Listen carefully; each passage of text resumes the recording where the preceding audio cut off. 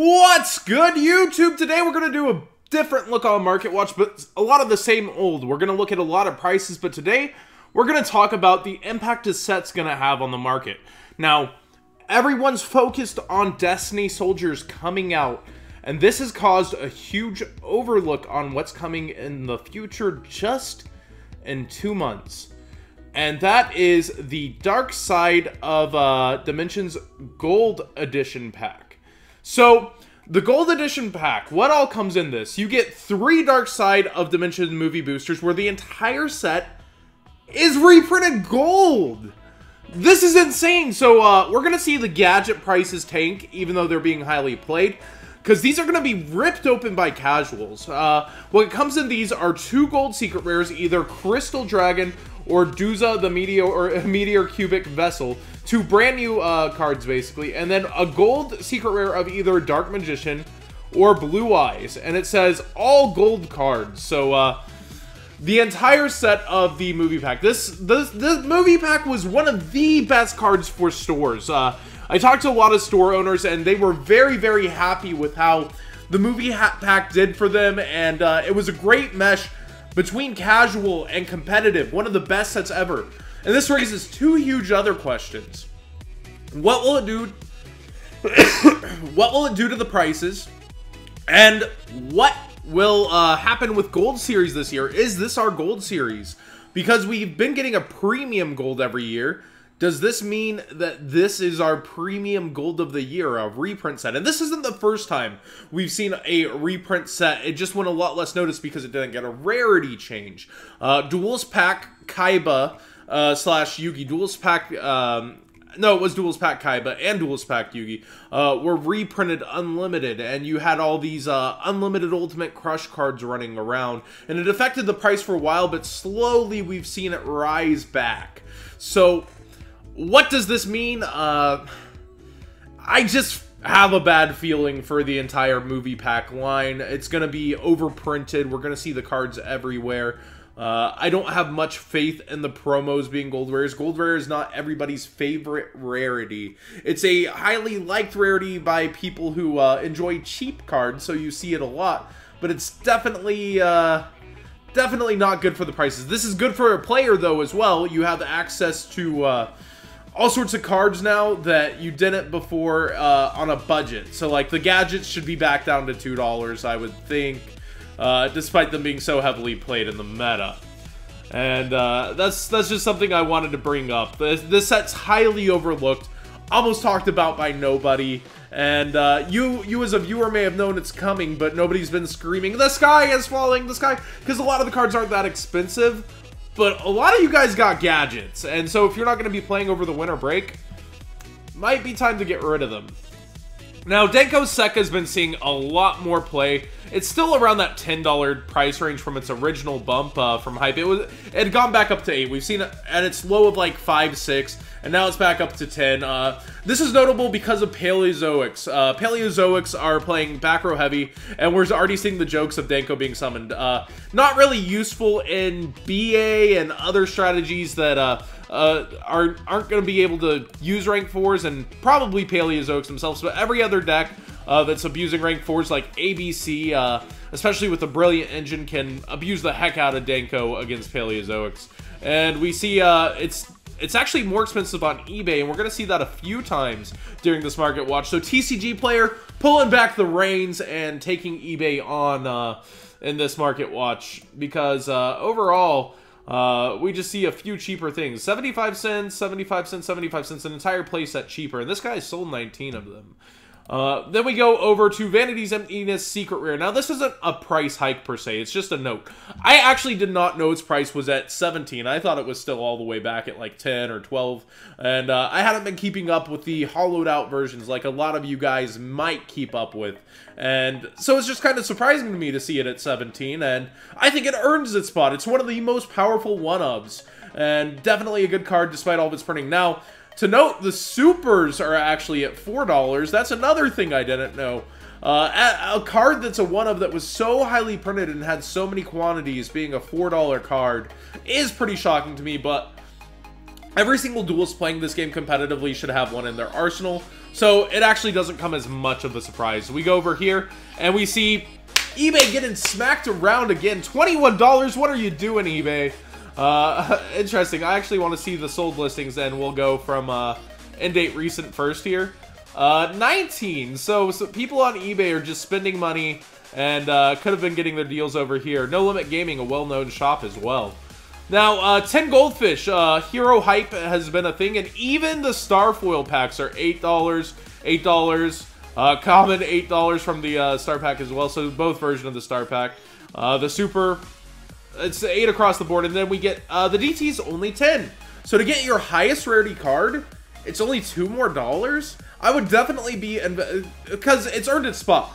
Hero decks are everywhere. Everybody's like having this deck on the side. It's a fun deck to play. When you're getting bored, take it to a regional that you're not taking too seriously. When you already have the cards that you have access to, like if you already have your Desires, your Solemns, all these things, you can just play Heroes for fun and take a kind of break off from the meta.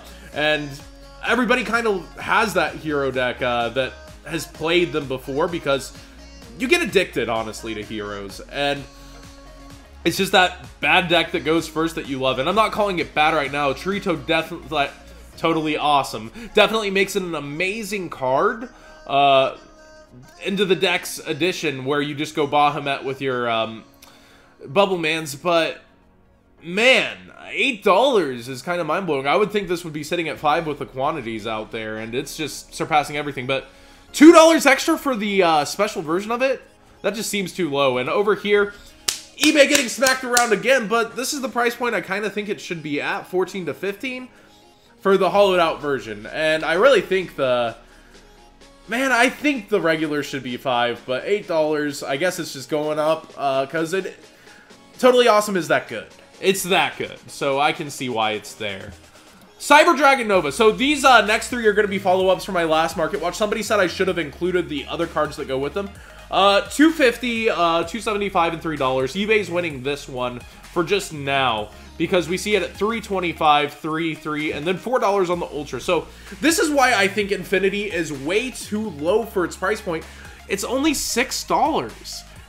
If Infinity's $6 and its piece is $3, I get that that's like a $10 kit, but Infinity should be worth at least 3 times what Nova's worth, and we'll see that happen as it becomes in and out of relevancy. Kaijus really do hurt it, but Infinity plus something is always an amazing play, and we'll see. We'll keep trying to engineer how to bring Infinity out. But Tree Toad, kind of the better card right now, honestly, especially in Paleozoic Frogs. I'll have a feature match from that up later in the week.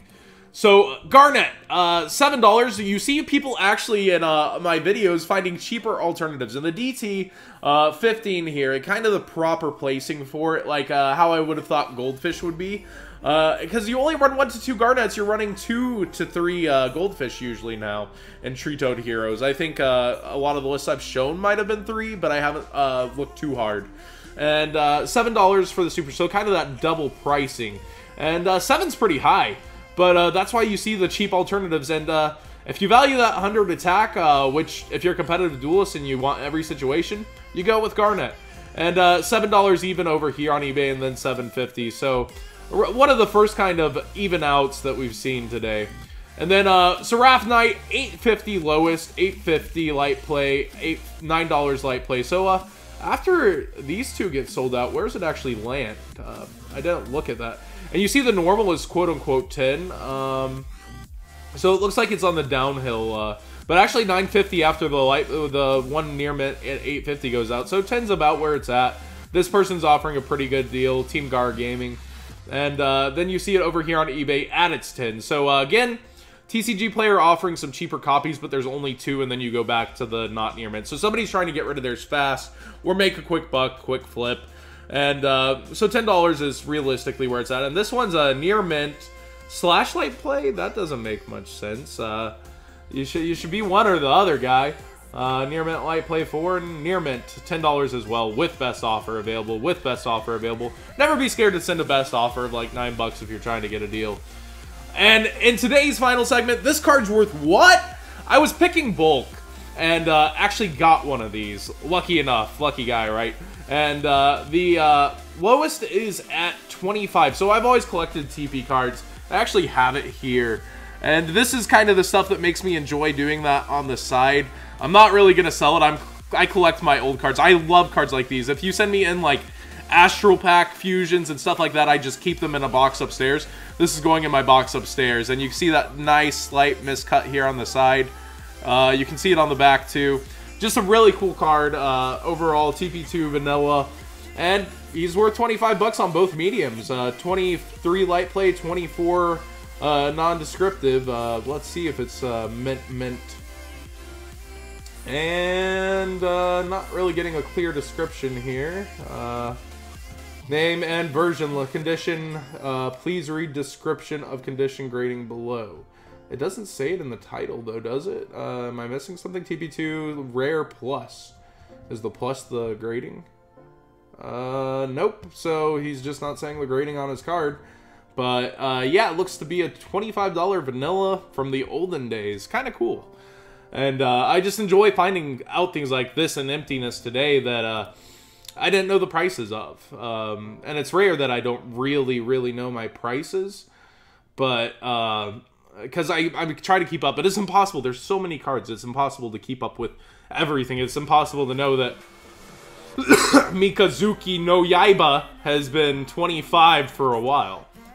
And yeah, so these are follow-ups on Last Market Watch. I hope you enjoy the follow-up kind of thing. And let me know what you think about me pointing out a future set coming. And if you want me to do that more and talk about things like that, like future sets within Market Watch and their implications. I skipped on Astral Pack today because the impacts are kind of obvious. Cycle Reader's going to hit Cycle Reader down for a while.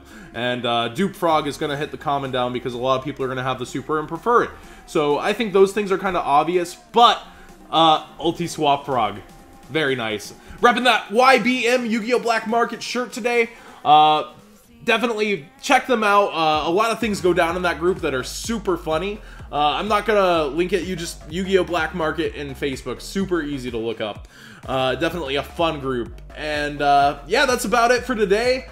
Again, let me know what you think about me talking about a set like this within Market Watch. I think it heavily has to do, I prefer doing it over making its own video of the sky is falling on these prices, but I definitely think it's very noteworthy, and I think this is where it belongs. Thanks for watching, guys.